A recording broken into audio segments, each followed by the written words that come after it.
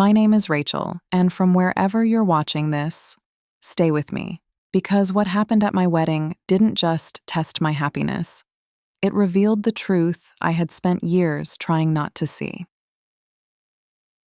It was right after the toasts. You know that moment when everything feels soft, settled, like the hardest part of the day is over. The lights were warm, glasses were half full, people were smiling in that relaxed, satisfied way that only comes after love has been witnessed. Publicly. I remember looking around the room and thinking, this is it. This is peace. And then, she stood up. My sister. A silver gown, barefoot on one side, her heel dangling from her fingers, a glass in her hand, swaying slightly. At first, people smiled, because that's what she did best. She could walk into any room and make it feel like a performance worth watching. But then she raised her glass, looked straight at me, and said, "This should have been me." The room didn't react immediately, because no one knew how to.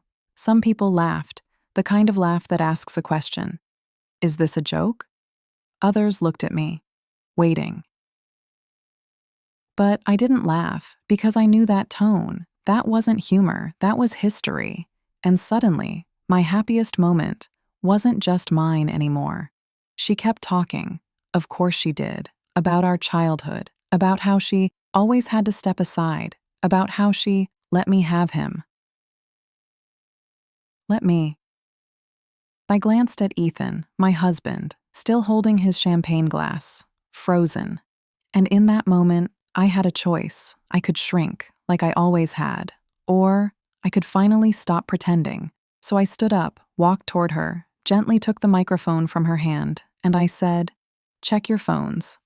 At first, confusion, a few awkward smiles. But then, people started reaching for their pockets, their purses, their tables. And one by one, their screens lit up. And then, the room changed. Gasps, hands over mouths, a phone slipping from someone's hand. Because what I had just sent wasn't a message. It was the truth. A screen recording, her texts, her voice notes, her plan. I'll switch out the ring. He'll think it fell. We'll laugh about it later. I want her to feel it. Just once. And then, a photo. Blurry, backstage. Her, holding Ethan's real wedding band. In the one he had just placed on my finger. In one final message, watch what happens when she realizes it's gone. Silence, not the soft kind, not the peaceful kind, the kind that removes all illusion. Someone whispered, "Oh my God," and then someone else said, "Where is she?" We turned. She was gone. Just like that. And for a second, I stood there, still holding the mic, heart racing. But something surprising happened. I didn't feel broken. I felt clear. Because this time, I wasn't caught off guard. This time, I was ready. The ballroom didn't erupt immediately. It cracked. Like something invisible had been holding everything together and finally let go. People started talking all at once, whispers, questions, disbelief.